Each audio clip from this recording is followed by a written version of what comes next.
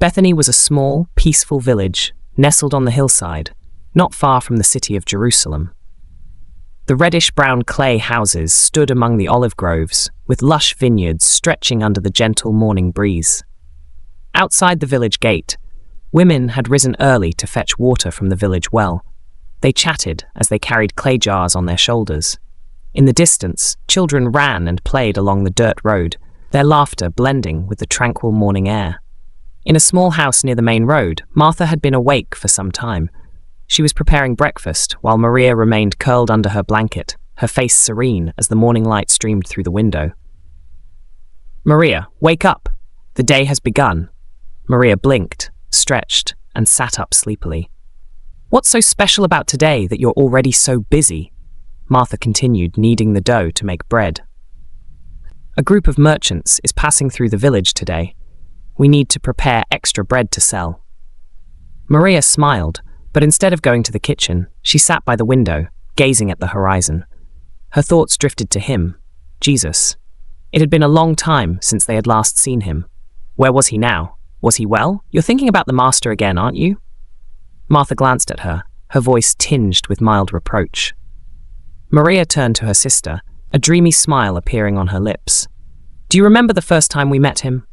The way he looked at us, as if he knew everything about us, every joy, every sorrow." Martha sighed and continued kneading the dough. "He brings hope, but sometimes I still worry. We have believed in him, followed him, but do we truly understand everything he says?" Maria's eyes lit up. "Don't you remember? He said he is the Son of God, the way, the truth, and the life. I believe that. I believe he can do things no one else can." The door swung open and Lazarus stepped in, bringing a cool breeze with him. He set down a cloth bag on the table, his face radiant. "Are you two debating about the master again? But there's one thing undeniable. He is unlike anyone we have ever met." Maria stood up and poured a cup of water for her brother. "Do you believe he is the Messiah?" Lazarus took the cup, pausing in thought. "I believe he has a special power. I've seen him heal the paralyzed, give sight to the blind. But if he truly has the power to grant eternal life, that is something beyond human comprehension." Martha sat beside him, her eyes full of warmth. "You don't need to understand everything to believe, do you?" Lazarus smiled, but suddenly a fit of coughing overtook him. Maria rushed to his side, her voice anxious. "Are you all right?" Lazarus nodded, but his face had turned pale. The persistent cough did not stop, and his hand trembled as he set the cup down. Outside, the wind began to blow stronger. The trees rustled, as if whispering of something to come. The following days, Lazarus's condition worsened. The fever did not subside, and his breathing grew labored. Martha and Maria took turns caring for him, but the village medicine had no effect. Maria sat beside Lazarus, wiping his forehead, her voice trembling. "Brother, what should we do? If the master were here, he would surely heal you." Martha stood near the window, her eyes filled with worry. "We will send someone to find him. He is somewhere near the Jordan River. If we hurry, he will come in time."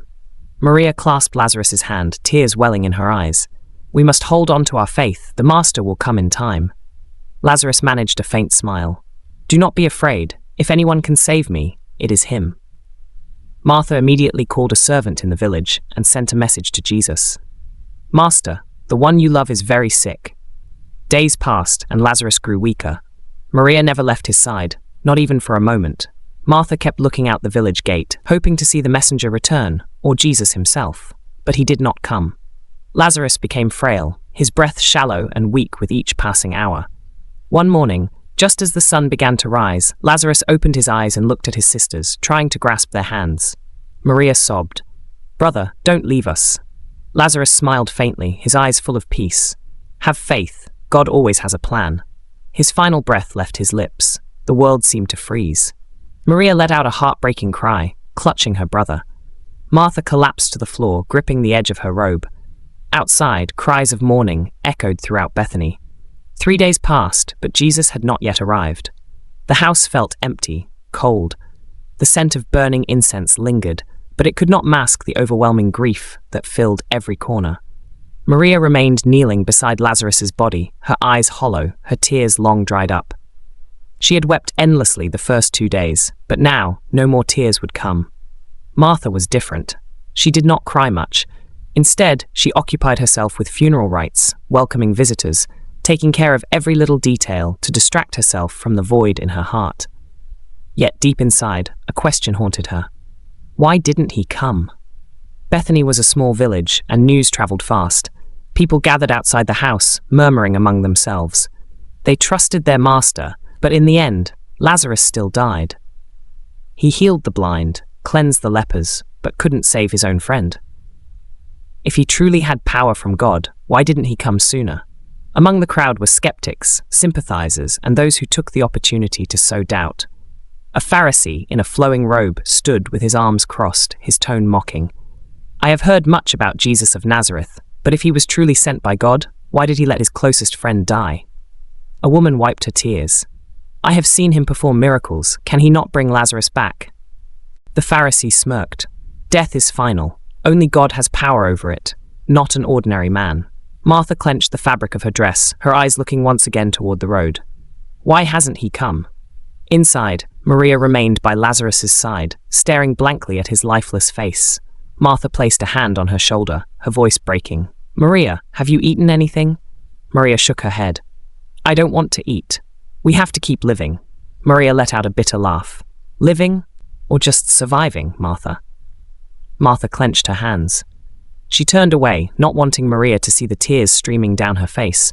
Maria suddenly whispered, her voice barely audible. If the master had been here, our brother wouldn't have died. The words cut through the air like a blade. Martha stood frozen, feeling all her strength drain away. Maria looked up, her eyes filled with pain. Do you remember? We sent a message to him, but he never came. Martha bit her lip, fighting back the ache in her heart. He must have had his reasons. What reason? Maria rose abruptly, her voice trembling. He healed strangers, but our brother, his friend, he let him die. Martha closed her eyes. Maria, don't speak that way. Why not? Did we trust the wrong person?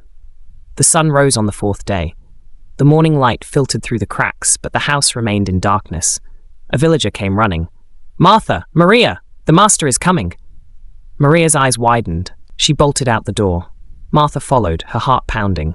Down the road, a group of people approached. Jesus was coming. Dust rose from the road as slow, steady footsteps approached.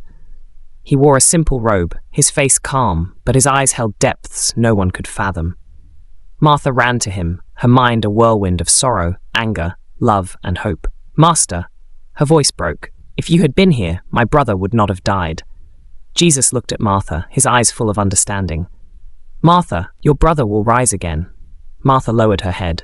I know that he will rise again in the resurrection on the last day. Jesus stepped closer, his voice strong, resonating. Martha, I am the resurrection and the life. Whoever believes in me will never die, even though they die.